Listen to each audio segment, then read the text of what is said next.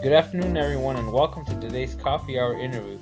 Today, we will be interviewing Dr. Shushmita Das, Assistant Professor of the Department of Mechanical Engineering for the Indian Institute of Science. Our interviewer is going to be Swati Shika, ECE Master Students, and the current NSAC Treasurer. Dr. Shushmita Das is an Assistant Professor in the Department of Mechanical Engineering at the Indian Institute of Science, Bangalore, India. Prior to joining the Institute of Science as a faculty member, she was a postdoctoral associate in the Department of Mechanical Engineering at Massachusetts Institute of Technology, Cambridge, USA. She received her PhD in the School of Mechanical Engineering at Purdue University in 2014. Her research interests include interfacial interactions, thermal and fluid transport, bio-inspired superhydrophobic surfaces, and desalination. She's the recipient of numerous awards. Additionally, she is also the recipient of a 2012 ASME Electronic and Photonics Packaging Division Student Member of the Year Award, in recognition of her as a student who has excelled in research and has shown promise to be a strong contributor in the field of electronics and photonic packaging. I will now pass it off to Swati to continue on with the interview. Swati, all to you. All right. So, hello, Dr. Shushmita. Thank you for speaking with us. Let's start with an icebreaker. What are some of your non-academic interests and hobbies? First of all, let me thank NSAC a lot for giving me this opportunity. I feel really humble. So it was great to get like an all of a sudden an email from Purdue from NSAC saying that hey, we want to interview you. So it was really nice. It's really nice of you. Okay, fine. So my hobbies, I like whenever I have some free time, I like to read a book or I like to listen to songs. Then I also like to travel. But obviously, as you know, under current situation, travel is a big no. So rest everything. Mm, um, so, since you mentioned COVID, how has your experience been being a researcher, being a professor, shifting everything online? How has your experience been?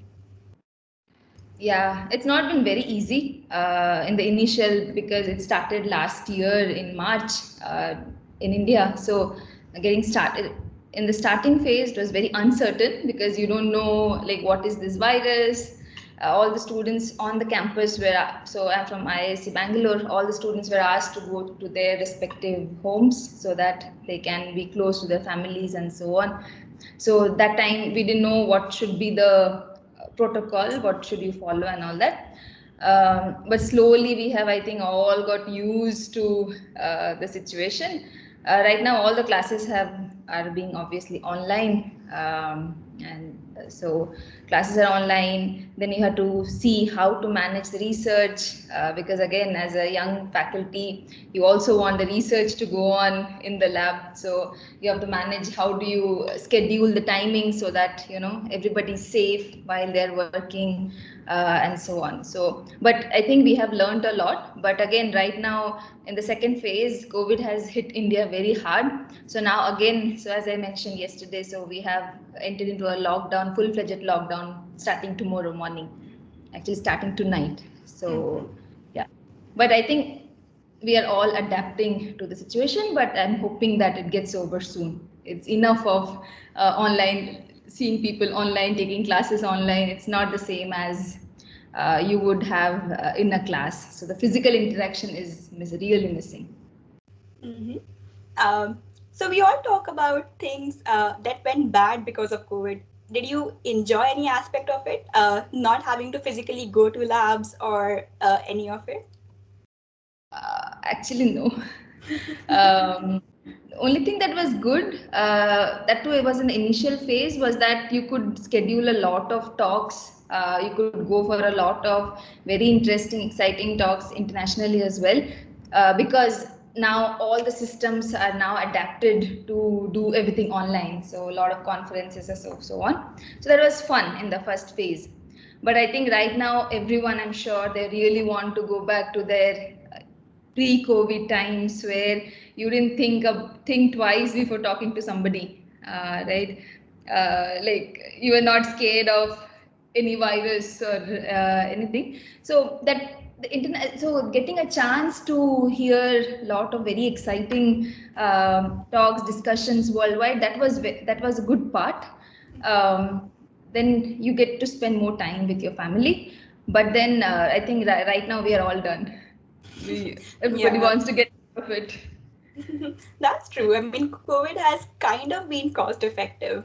That's a fair point. Right. Then you know how to cut down the unnecessary travel. So a lot of these meetings for grants or a lot of the committee meetings that we used to have, you figure out that everything can happen online. So actually you end up saving a lot of time that way because you don't have to physically go for a meeting or so on. Because I'm sure that that is the way it should be done also, because for a lot of meetings you don't need to be there.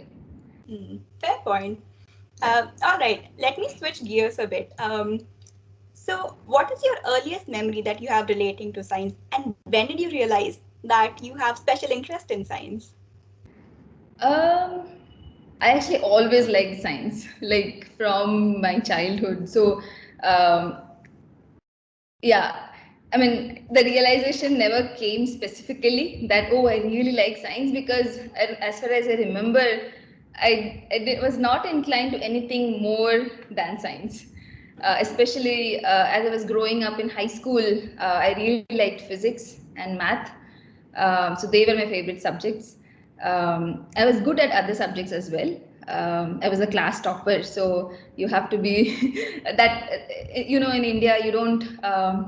So you don't get to choose your topics, right? So you just do good in school and so on. So so so going into science, so after high school we have the 11th and 12th grade where you have to pick up elective. So their elective as in the mainstream thing. So I chose science as in my 11th 12th, which is called +2 in India. So it just came naturally to me. Yeah. Did anybody inspire you to pursue science? Not really. Not really. So I always had that inquisitive things. I wanted to know, okay, why is it happening? I used to participate in a lot of the science projects when I was in school. Yeah, I should mention. I had one teacher in school who. Because in school you just study everything, right? As I was mentioning. So he suggested, oh, you should participate in this mathematics Olympiads, which is there. So then I participated. I got selected. I had no idea what that meant. I was in my 7th or 8th grade, so I didn't know. I just participated, and then I got selected. I was asked to go for a camp, which was of 30 days, and my father was very stressed out that what is this? Why are you going? Like, because we didn't know about it. But then those type of exposure that I had in school, it actually gave some confidence. Plus, it also helped me have an outlook that okay, there are these Olympiads, you can participate. Then another one I went for was the Astrophysics Olympiad. So where I went out of my state for the first time when I was in my ninth grade, yeah, ninth grade. And then it again, like I was so fascinated to see the national labs in India. I went to the Tata Institute of Fundamental Research. I was so fascinated to see the liquid nitrogen. So they dipped this leaf in liquid nitrogen, it was crumbling. So I got very excited. Actually, that was one of the turning points in my as growing up, because at that point I thought I should become an astrophysicist, because we used to go up and then used to have these stargazing sessions where they'll show all the constellations in one night. We could see almost 20 constellations, which was like the first time in my life. So I got very excited. And then there were these big scientists who used to come and take classes, who used to give lectures. And it was the first time you get out of your comfort zone of your hometown, of your school, and then you get to meet so many people. So yeah, that actually motivated me a lot, that Okay. experience. Okay. Yeah. So you mentioned the subjects you were good at, math and physics. Were the Yeah. subjects you were really bad at back in school? um, Actually, I was not bad at any subject. Oh wow. I think in my school I was not bad at any subject. Later on, growing up, there are some subjects where you have to memorize, where to like that is the way the pattern is and all that. So those subjects I really disliked. Even in undergrad, we had some subjects which were like that. I really disliked those subjects. like yeah, that was a painful part. But otherwise, other subjects I was okay. Yeah. How did the switch happen from you wanting to be an astrophysicist to you choosing mechanical engineering? That is interesting. So actually, when I was applying, so in India, the getting into an undergrad school is very, very competitive. It's not as trivial. So we have all these examination, IIT JE. I'm sure everybody knows about IIT, and there are exams which are called AIEEE. So which are for the National Institute of Technology. So I qualified for the AIEEE exam, and I got, so it's all based upon rankings and so on. So in India, a lot of the things are based upon rankings. So I got into the material science department initially, but at that point I did not know what are the perspectives of material science engineering, and always I had a feeling that okay, in material science I'll have to memorize a lot of things for some reason, because obviously I was not aware of like the interesting aspects of it. That was just sheer ignorance. So then I really tried hard to change my department. So in the institution where I went, in the university where I went, so if you do some, like if you have certain CGPA and so on in your first year, you get a chance to change your department. So then I chose mechanical engineering because I really liked the subjects, and in first year you get a glimpse of what all the engineering topics are. So yeah. Were you ever bothered by the fact that, so, I mean, especially in India, mechanical engineering is infamous for having such few number of girls. Did that Yeah. ever intimidate you, or was that ever a challenge? Correct. Yeah, correct. So actually, I never thought like that. But when I was, so after 12th, you get a chance. So even in the 11th and 12th, you get a chance to, you have to select elective. So all my family members, extended families, whoever can give any type of suggestion, everybody was like, oh, you should take biology, you should become a doctor, and Yeah, we so have all on. heard that. Yeah. Engineering is not like a job for females. Why do you want to take statistics? So because I took statistics as in my 11th and 12th. So that was there. Then when I got into this college, I was going into materials department. Again there was pressure because I was getting into much better electronics department and computer science department in other good schools in my city. But I knew that, oh, this university is much better, and I don't care. I'm okay. I think I can take a branch change and I can change to mechanical or so on. So but there was a lot of pressure. So then I said, no, I think this college is good, I should go there. But the thing is that after that they have confidence in you. So I mean the family members have confidence, so they just thought that okay, yeah, I think she knows what she's doing. But I'm very glad that I decided that time that no, I think I should go to this National Institute of Technology instead of a government college in the city. So that's where I pushed myself. And it has always worked. Initially, obviously, in mechanical, even in India or in the US, there are very, very few female. So it's not a this thing, but fortunately in my batch, there were like 10 girls in the mechanical engineering department. So which was a huge number. It was like a Out of news how many total out of students? 75. But that is a Okay, very okay. big number. Yeah, I So agree. because first only in that year there were like 10 girls. The batch above us there were like 2 girls. The batch below us there were like 2 or 3 girls. But in our batch somehow we were like 10 people. Um, but actually, but I never felt like, oh, we are a minority or anything, because it's been like that after that all my life so far. You're always a minority, but somehow it has worked out well. Okay. Yeah, I'm glad it it all worked out in the end. So, Yeah. when did you decide after your bachelor's you want to pursue a master's or a PhD? Yeah. So actually, in my case, in many cases, they know beforehand that they want to do a master's, they want to do a PhD. In my case, it was not like that. So in my case, I didn't even know there is an exam called this GRE exam or a TOEFL exam, which you have to take for any admit in the US colleges. So it would just happen that I was just chatting with my friends and, oh, what does your sister do? She said, yeah, my sister is pursuing masters. I said, okay, what's this masters? Then we spoke about this GRE and all that. So in my third year, I thought, oh, I should also do a masters. Without knowing much that, okay, what is this masters and all that. I mean, okay, some higher studies I should do after my bachelor's. So then I started preparing for GRE and so on.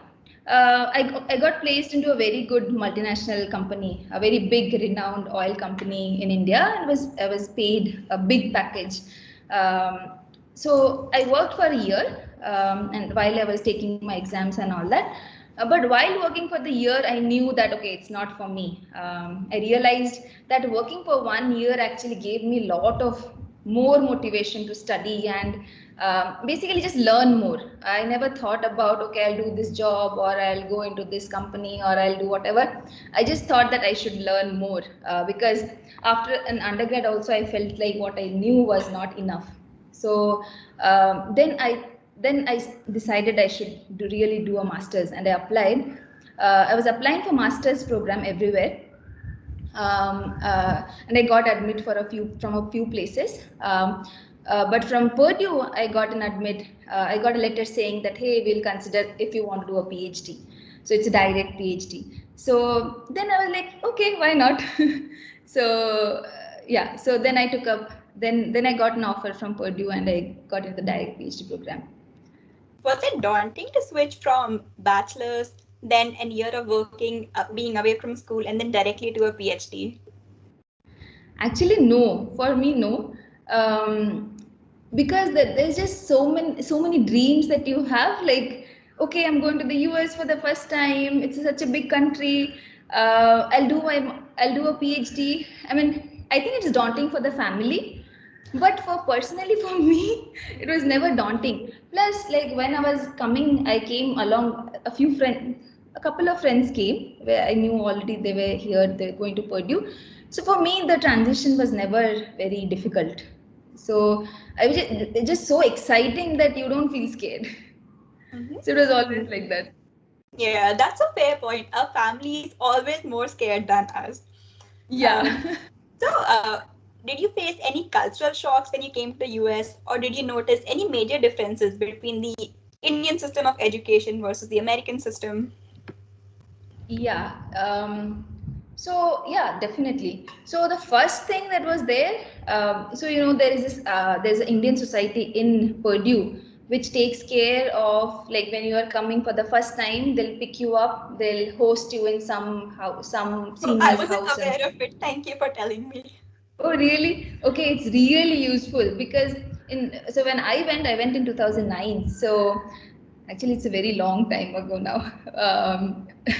So there was this one very nice senior who had agreed that she'll host me for a couple of days till you get into a own apartment and so on. So so I was there. So I went. First thing I saw was that from Chicago to West Lafayette, there are only cornfields everywhere. I yeah. Anyway, I slept off on the in the bus itself. But one thing that I really noticed was that there are no people. So in India there are so many people everywhere.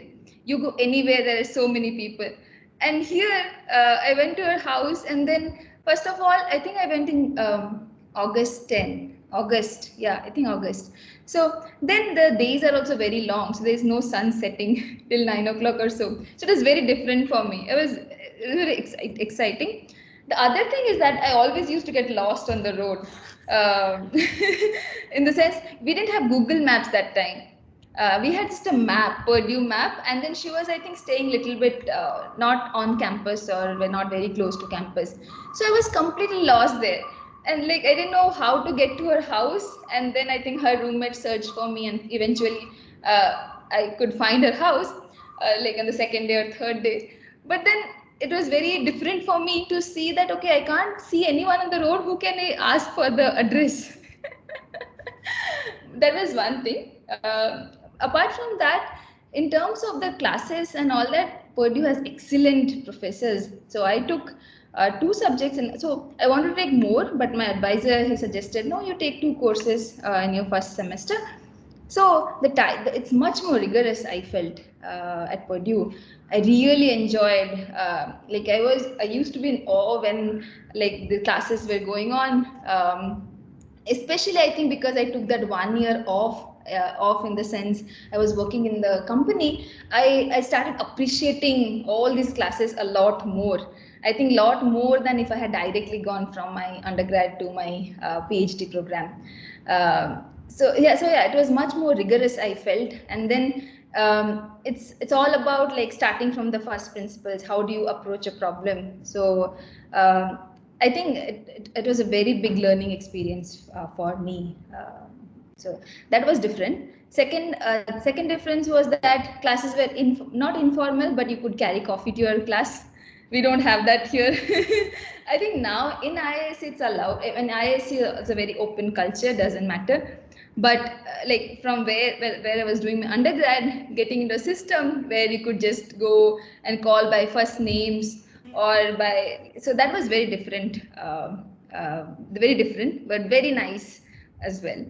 The third thing I really liked was that I felt like everybody really was happy in their job, especially the administrative staff who are there, or even the bus drivers. Everybody was engaging in a conversation, and when you are new to a different country, to a different place, it helps a lot because everybody just engages in a conversation, in a chat, and you never feel like you're alone there or something. So it has helped. It helped a lot. All of us who are from outside of the US, yeah, we can relate to so much of your stories because all of us have had similar experiences. In your initial days of your PhD, did you start your research right away, or did you do courses for one semester and then you switch over to research? No, I started with the research right away, but I had no idea what research is, to be honest.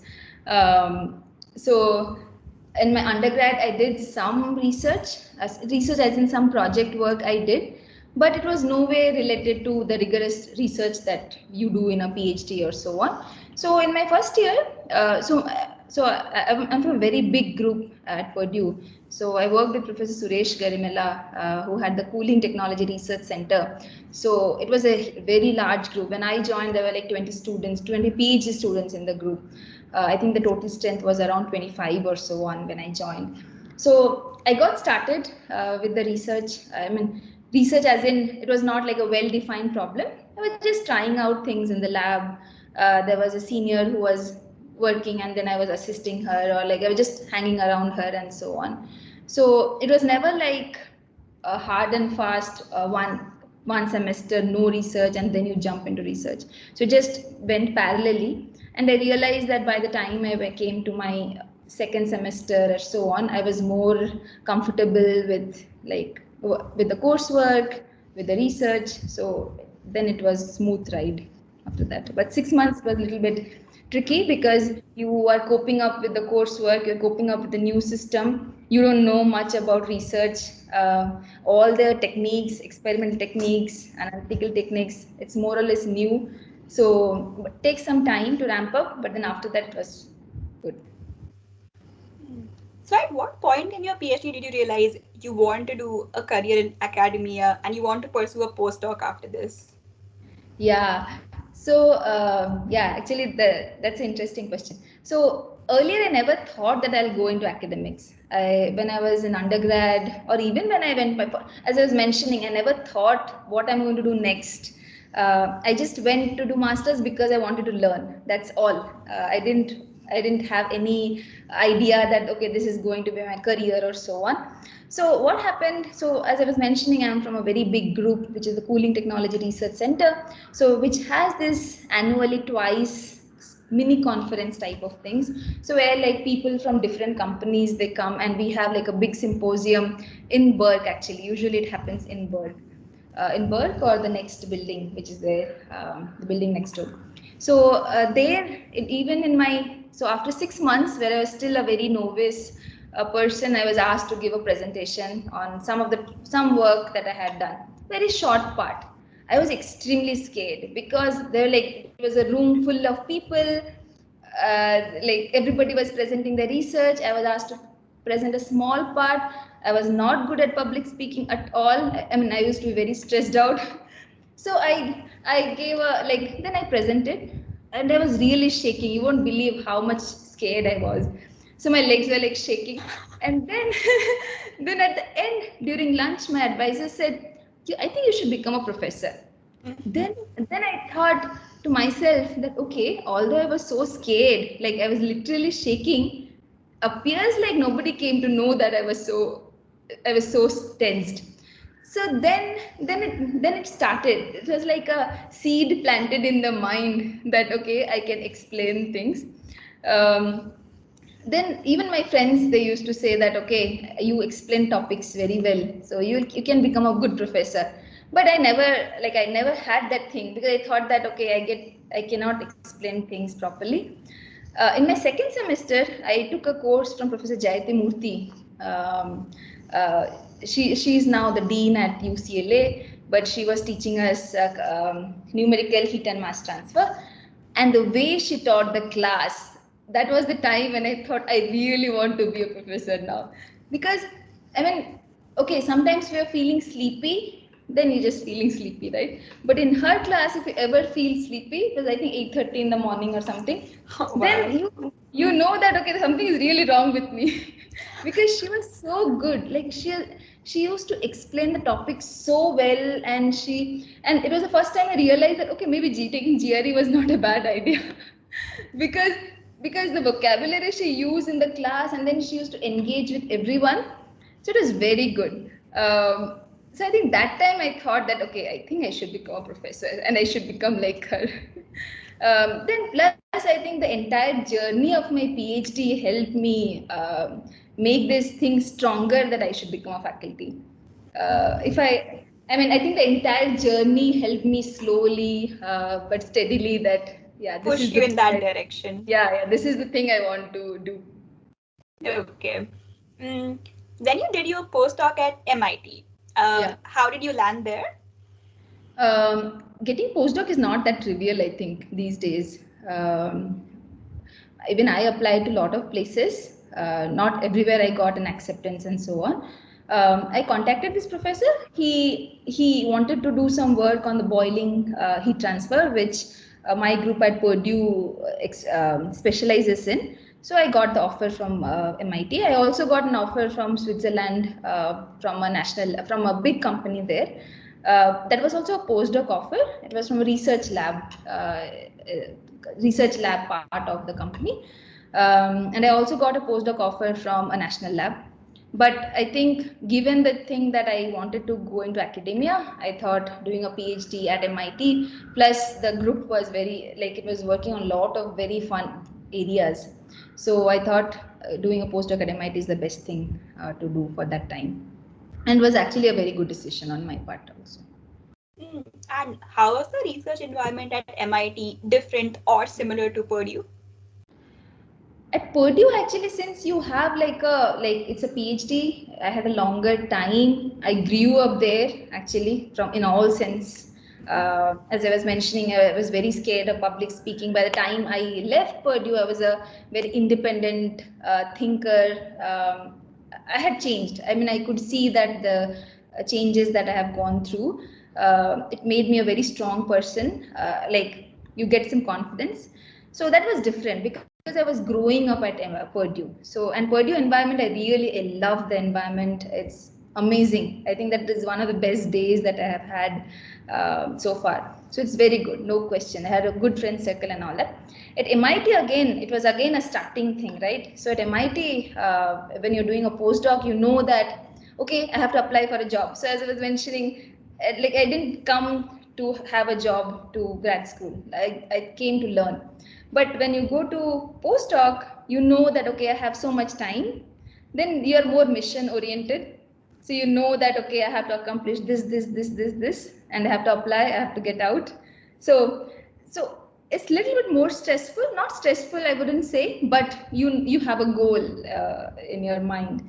So at MIT, it's a really lovely environment. So one thing that struck me a lot was that when I joined, I didn't know anyone. None of my friends were there that time, so I was alone when I joined there. So one thing, so I used to go for lunch, or if I'm just hanging around before I joined the group also. So one thing that it really struck me was it's a very vibrant environment. So everybody seems to always like running around, walking around in a very fast pace.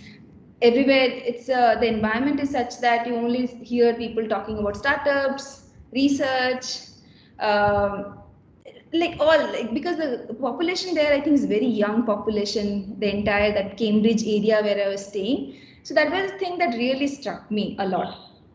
Plus like MIT, I had heard of a lot of faculty like who are very well known in the field. Then you get to hear them talk, you see them. So it was a very exciting phase also. And I worked in a group which works on a diversity of problems.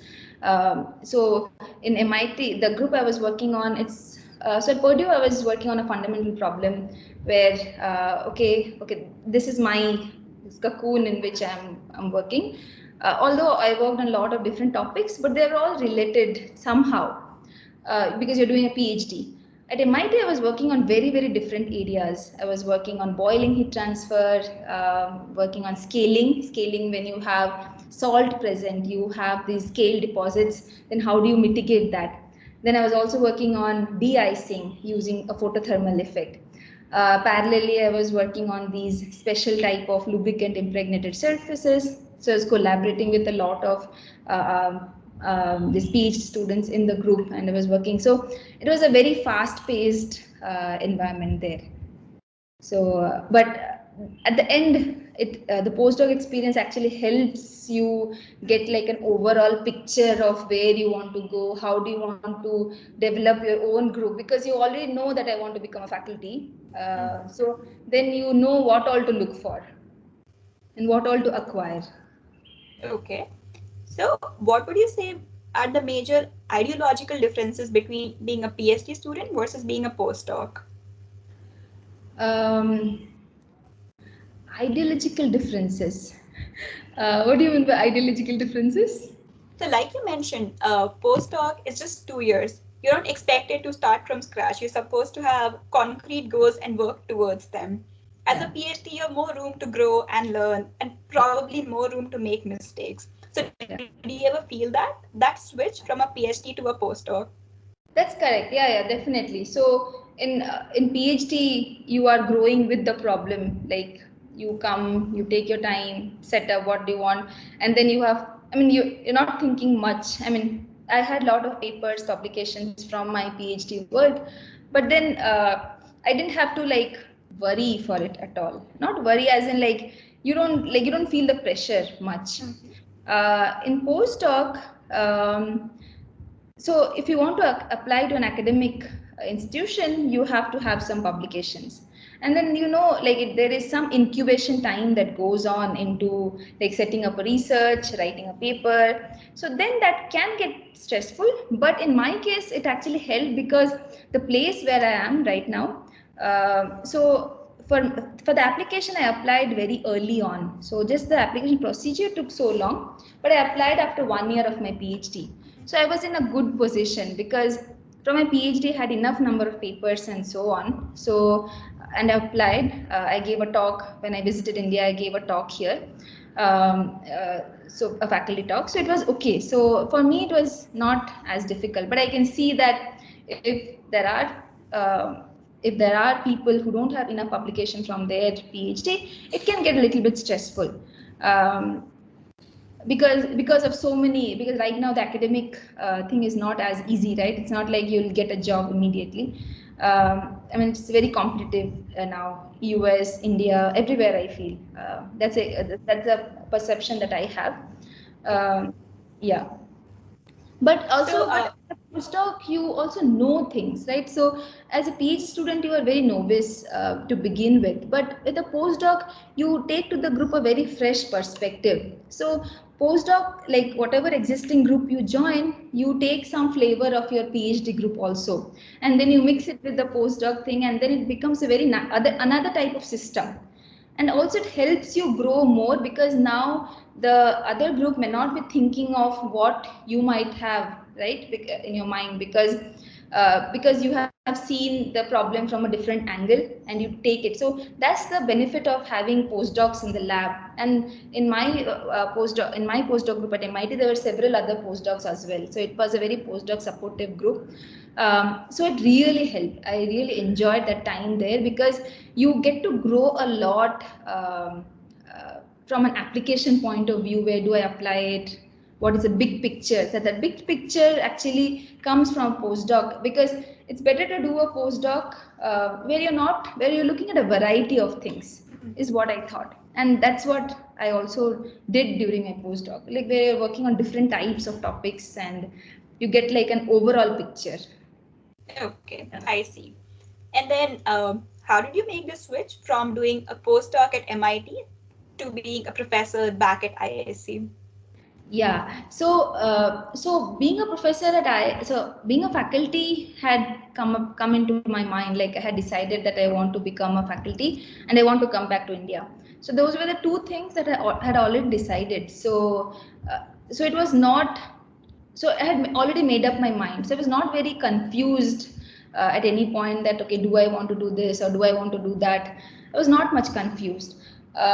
So I had, as I mentioned, I had applied for, I had started contacting the department here. So IISc is the best university in India. I mean, you have been here, so you know that's what nice place it is. So I always had in mind that I want to, although I had never visited IISc before that, I just had the picture again in the picture state. I knew like I wanted to apply to IISc, so I applied 1 year after my PhD actually. So and then all the things that I did, it just strengthened my application further and further. So eventually, actually, this is the only place I have applied for the faculty job. Okay. Yeah, yeah. So fortunately, I got it. Otherwise, I would have applied to more number of places. Yeah. So you've always been a very goal-driven, very ambitious person. So, how do you deal with failures or setbacks? Oh, yeah, yeah. There have been lots of setbacks as well, especially during my PhD. So I had the record of having my papers rejected for some reason. Even after so I wrote a paper after 1 year or 1.5 years of my PhD. As I mentioned, I came with an undergrad degree. I was working on a topic, and then on electrowetting, where you're applying an electric field and all that, have the drops move. So my papers got rejected. Initially, I was very upset. Then, I think that time I spoke to my advisor. He said, "You shouldn't be upset. See, I edited the paper. I reviewed your paper. So if anyone should be upset, it's me. So you shouldn't take it on you." So he was very, very nice and supportive actually. So then second paper, eventually everything got accepted, but actually it helped me like deal with the failure, because then you invest so much time in some things that any rejection is actually like it's not very nice to get a rejection. But then it just gave me so much practice and experience in like how do you deal with the negative comments, how do you write a response. So actually it has helped me a lot, because rejection is a part of academic life. Like now I realize, now I'm on the other side, I realize that it's not just as a first year student or a second year student. Even when you become a professor, assistant professor, big professor, everyone gets rejected left, right, center.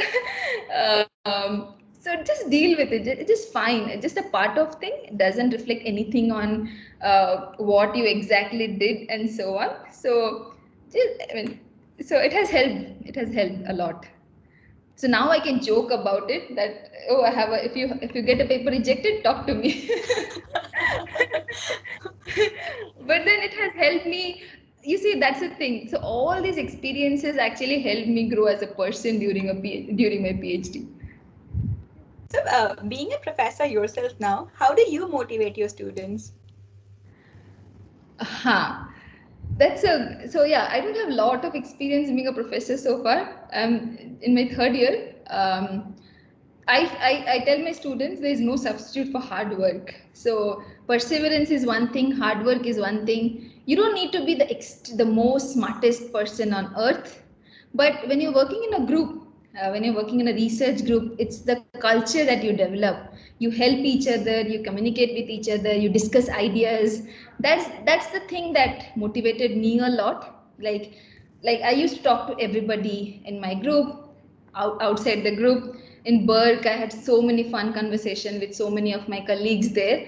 So I think that helps a lot, because then you know, okay, I'm stuck in this problem, then you discuss with the person, he or she, they give some ideas, then you share some ideas, then it just that's the thing that makes you happy. So I try to tell my students, and in my group I have 10 students now, students as in 7 students, project assistants and others.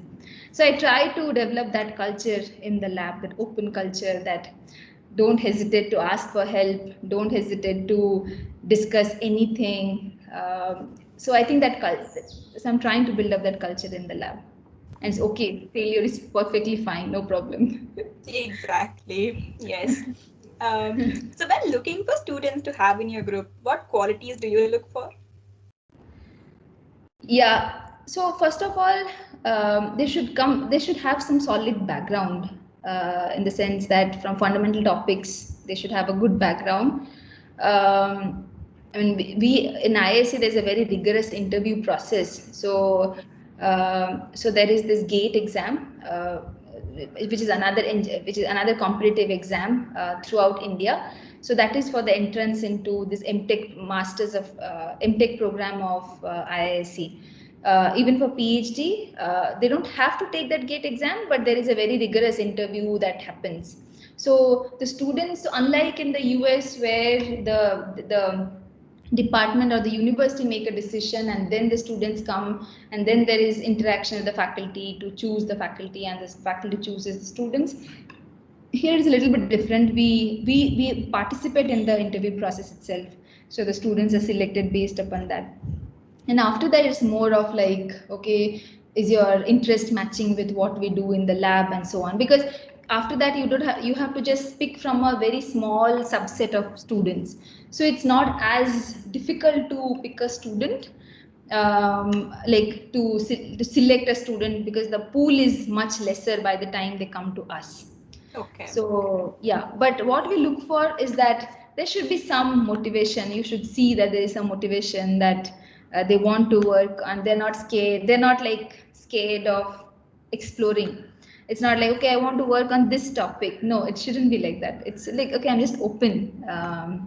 So that, because it's again a formative year, and then the problems anyway evolve. And I really feel like PhD just gives you an experience and a confidence that you can deal with any problem, any type of research topic. I mean, you don't need to work on that particular topic your entire life, but it just gives you that, okay, any other topic comes, any other area comes, you're not scared of like jumping into it, or seeing what can we do there. Yeah. Speaking of motivation, what is something that motivates you? I really like my job, actually, in the sense that I really get excited when I see something. So I'm an experimental person. I work on heat transfer, fluid mechanics, and super hydrophobic surface engineered surfaces, and so on. So whenever my students, or when I was doing experiments, whenever I see something interesting, experimentally, it really excites me. Like, wow. Then you try to answer, like, okay, why is it happening, how is it happening, all those things become a mechanistic thing. You then go after it. But then just this new thing, that the things that you see for the first time, it really excites me. and then trying to answer, okay, why is it happening? And then finally one day when you get the answer, that's like the eureka moment. So that actually drives me a lot. Plus another thing I really like is that mentoring the students, because that is something I really enjoy, because you have such a young group of students. So it's very nice to work with them. And now you feel, as a faculty, you feel like it's not only me who is working on that problem. If I have an idea, I can ask a student, they can try it out, and we can work on it together. So that thing also excites me a lot, because I feel like I have like 100 hands now who can work, 100 brains who can think. So, and all towards a common goal of like answering like the unknown questions and so on. So it's a fun part. Yeah, that's very nicely put. 100 hands and 100 minds all working together. Speaking of young students, do you see young researchers making big mistakes? What do you think is a common mistake that a lot of young researchers make? Yeah, one thing that I feel that the students should have is the ownership of the problem. Not exactly mistake, but sometimes that ownership gets missing, right? Like, okay, you're working on a problem, but you have to treat it as your own problem. And then you have to think that, okay, how do I, and like, thing that helps during a PhD, I feel, is that, like, okay, this is where I'm stuck, but how do I think of 5 steps ahead of it, right? That, and like, okay, if this doesn't work, how, what are the other ways I can tackle the same problem? I think those type of things, once, I think it will come with time. I think it evolves with time, but I think that attitude helps during a PhD. um, Apart from that, mistakes, I wouldn't say till now I haven't faced, like I haven't experienced that with my students. Um, yeah, but like, I think the ownership of the problem is important. Like, then just thinking and not wait for the advisor.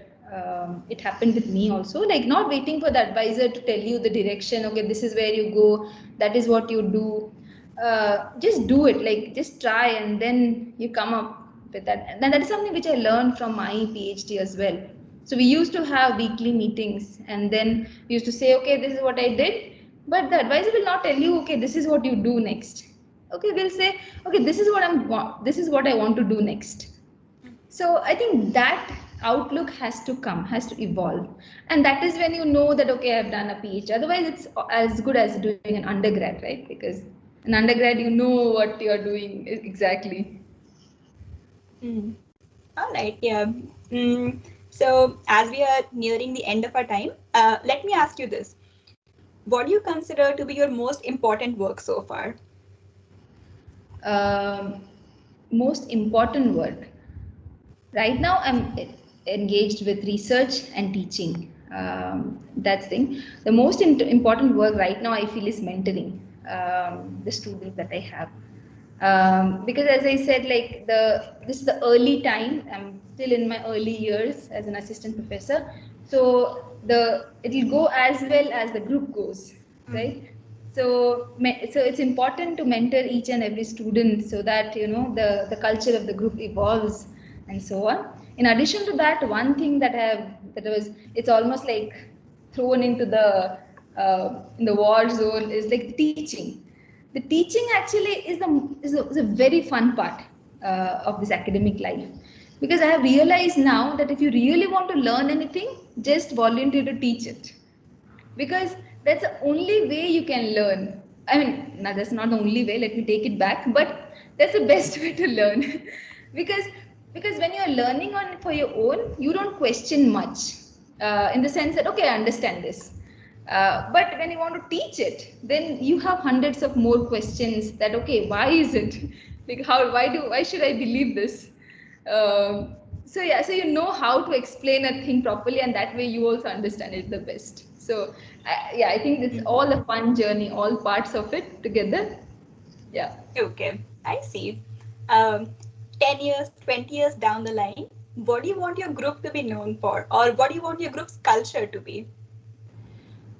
The group's culture, of course, I want to grow into world-class group which is known in the field of energy, in the field of water. So we are working on problems related to desalination, in energy storage, on interfacial interactions and so on. So I want my students to be known. So okay, if the student, and I want the students to go to all parts of the world, and it's like a network that you develop. So I have seen that as a part of a very nice group. I was at Purdue. I've seen that, and I would like the same for my students as well. Yeah, we wish you the very best for all your goals. Thank you. Let me close this interview with one sort of funny question. Is there something you miss about the US? Yeah, I mean, I think that the PhD life was very good.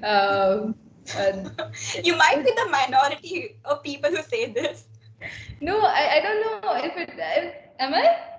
But I feel like in PhD you are not thinking about a lot of things. You're thinking about just my own research problem, and then I'm thinking about what do I buy for grocery, and like I mean you're thinking about your research thing, but. And then you have like I had lots of friends at Purdue, so I had a very nice friend circle, and we are still friends. So yeah, that is there. One thing that is missing is that in US you have a lot of more physical interactions with the people I knew, right? So in the academic circle, that thing is still missing. For example, I cannot just say hello to like one of my collaborators or so on, because being here, the time difference comes. Then like you can't go to as many conferences in the US just because the sheer distance and so on, right? Otherwise I would have loved to go for much more conferences and so on. So yeah, so that thing is missing. Plus one thing that I miss is that you get a variety of food. Yeah, very well said. Yeah. Um, is there any final advice you would like to give any of us? I feel like you guys are all in a very good place. So just enjoy and just make the most out of it. Uh, Thank you. yeah, because there's a lot of opportunities there. There are a lot of facilities in Berk itself. I was always amazed. Oh, there's a DI water system. I was actually the Berk ambassador, so I have given tours for a lot of people Okay. at Berk. So I know what thing is where. So because I used to Okay. show that okay, this is the place, this is the galley where you can lift the thing. The big equipment can come into the clean room. So all those experiences I have actually helped a lot. At some point or the other, it just helps. So yeah, I guess you guys are all in a very good place. So I'm sure you know that. Just make the best out of it. Thank you. Yeah, it was really inspiring to hear your stories and to see if you keep being persistent, there's no limit to where you can end up. So thank you so much for speaking to us. Thank you I so hope you much. have a great week. I hope you and your family stay safe. And thank you so much for speaking to us again. Thank you so much, Swati. It was really nice talking to you. Yeah, thank you, Dr. Sushmita.